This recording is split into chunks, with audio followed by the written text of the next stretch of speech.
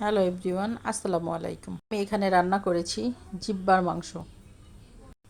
আমার কাছে এই মাংসটা বরাবরই খুব মজার, তাই আমার হাজব্যান্ড আমার জন্য এই মাংসটা বাজার থেকে কিনে নিয়ে আসছে। তাই আমি এখানে সব ধরনের মশলার উপকরণ দিয়ে আমি এটাকে ভালো করে কষিয়ে নেব।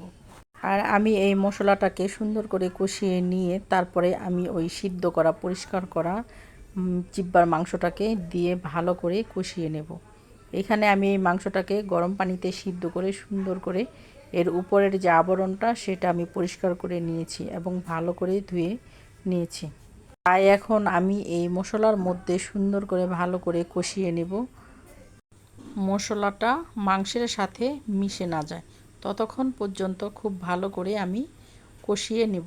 আর ছোটোবেলা থেকে এই মাংসটা আমার খুব পছন্দের। আমার কাছে কেন যেন এই জিব্বার মাংসটা খুবই মজা লাগে। তাই আমার হাজব্যান্ড যখনই সুযোগ পায়, যখনই দেখে হাতের কাছে এটা খুব পাওয়া গেছে সুন্দর, তখনই আমার জন্য এটা নিয়ে আসে। তারপর দেখতে দেখতে আমার এটা আমি ভালো করে ঢেকে দিলাম। তারপরে এই তো কষানো হয়ে গেছে। এর মধ্যে কিছু কথা না বললেই না। আসলে কি জানেন, জীবন যদি সুখের হয় তাহলে অনেক সুখ, আর যদি দুঃখের হয় তাহলে অনেক দুঃখ। এটাই হচ্ছে প্রকৃতির নিয়ম। আল্লাহ কার কপালে সুখ রাখছে আর কার কপালে দুঃখ রেখেছে সেটা বোঝা বড়ই মুশকিল। বিয়ের আগে বোঝা যায় না। তবে আমার কাছে কেন যেন মনে হয় জীবনের যদি সুখ থাকে তাহলে উপর থেকে সবাই খুশি এবং নিজেকেও খুব কমফোর্টেবল মনে হয়। আর যদি দুঃখ থাকে তাহলে কাউকে বলে বোঝানোর মতো নয়। তবে আলহামদুলিল্লাহ আমি সব কিছু মিলিয়েই খুব ভালো আছি, সুখে আছি। অন্তত ভালোবাসার মতো একজন লোক তো আছে, এটাই অনেক বড় কিছু। আর এদিকে দেখতে দেখতে আমার মাংসটাও কষানো হয়ে গেল। আমি এর মধ্যে দিয়ে দিলাম আলু, কারণ বাচ্চারা আবার আলু ছাড়া তরকারি একেবারেই খেতে চায় না। তাই আলু হলে ওরা আলু দিয়ে মাখিয়ে সুন্দর করে ভাত খেয়ে নেয়। তাই যে কোনো তরকারি হোক না কেন আমি আলু আমাকে দিতেই হবে।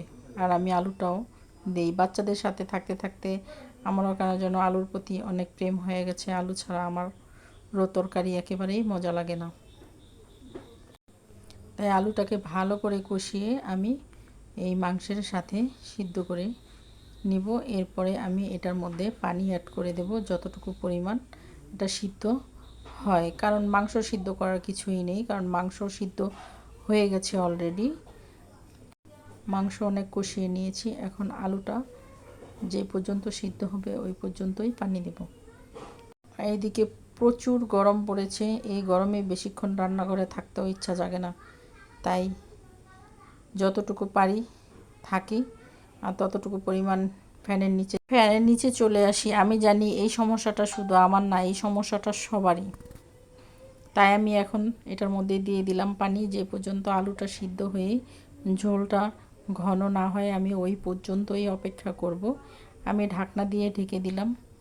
এখন ঢাকনা উঠিয়ে আবার এটাকে ভালোভাবে নাড়াচাড়া করে আমি এটাকে একই সাথেই সিদ্ধ করে নিয়েছি।